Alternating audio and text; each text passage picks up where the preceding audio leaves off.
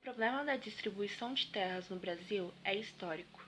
Tudo começou em 1530, com a criação das famosas capitanias hereditárias e do sistema de sesmarias, que visava a distribuição de terra pela coroa portuguesa para aqueles que tivessem condições de produzir e pagassem para a coroa parte dessa produção. Essa política de aquisição de terras foi responsável pela formação de latifúndios.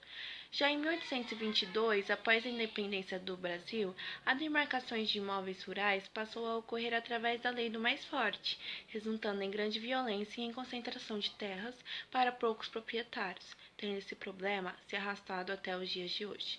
Uma grande parte da terra do país se encontra na mão de uma pequena população. Essas pessoas são conhecidas como latifundiários. Outra forma de concentração de terras é proveniente também da venda de pequenas propriedades rurais para grandes latifundiários com o intuito de pagar dívidas geralmente geradas em empréstimos bancários. Como são muito pequenas e o nível tecnológico é restrito diversas vezes, não alcançam uma boa produtividade e os custos são elevados. Dessa forma, não conseguem competir no mercado, ou seja, não obtêm lucros. Esse processo recebe o nome de expropriação e favorece o sistema migratório do campo para a cidade, o chamado êxodo rural. Menos de 2% das propriedades rurais do país hoje possuem mais de 1.000 hectares. No entanto, essas propriedades ocupam quase 45% do território. Por outro lado, as pequenas propriedades com menos de 100 hectares representam mais de 80% das propriedades, porém, juntas só ocupam 20% do território. Diante das informações, fica evidente que no Brasil ocorre uma discrepância em relação à distribuição das terras, uma vez que alguns detêm uma elevada quantidade de terras e outros possuem pouco ou nenhuma. Esse aspecto caracteriza a concentração fundiária brasileira. Por esse motivo, é importante realizar uma política de reforma agrária no país, a fim de diminuir o número de grandes latifúndios, principalmente aqueles considerados improdutivos, e distribuir melhor a posse sobre a terra, gerando mais renda e trabalho no campo.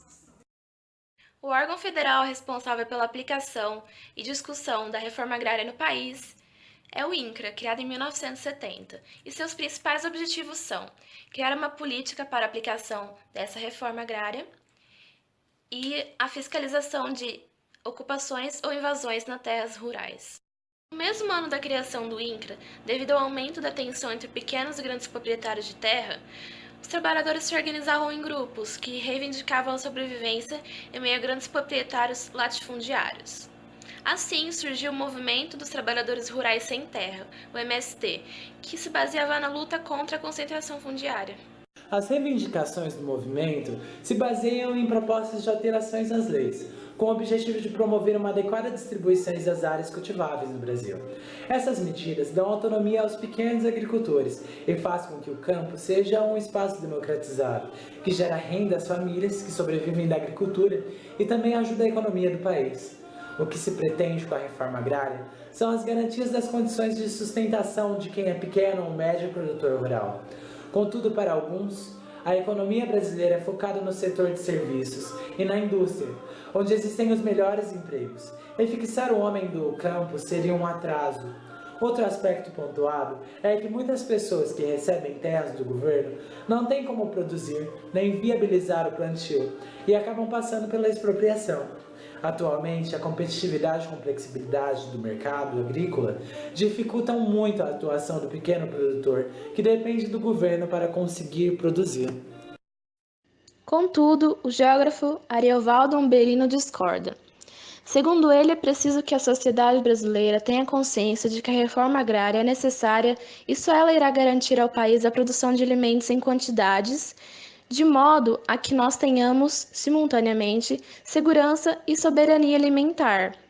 Além disso, é com a reforma agrária que os países desenvolvidos conseguiram chegar às condições de soberania alimentar.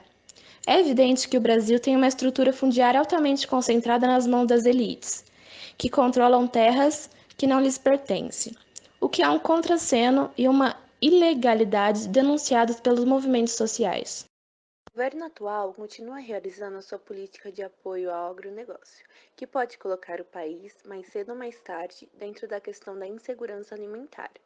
Isso porque, do total da famosa safra de grãos, vamos verificar que 80% ou pouco mais é produção de soja e milho, que não são produzidos para serem consumidos no Brasil, mas sim para exportar. Enquanto isso, a produção de arroz, feijão e trigo no Brasil não cresce desde 1992, o que mostra que a sociedade brasileira está comendo a safra que está sendo plantada e colhida. Isso é um risco muito grande, ou seja, se perder a soberania alimentar em nosso país. Evidente que essa política atual é uma suicida. Nos países desenvolvidos, a base agrícola é constituída por pequenas propriedades produtivas. Porém, no Brasil, a agricultura familiar ainda está relacionada à produção em menor escala, com pouca disponibilidade de investimentos e associados à produção alternativa. Assim como o agronegócio, a agricultura familiar é muito importante para o desenvolvimento socioeconômico do país, devido ao fornecimento de grande parte dos alimentos consumidos.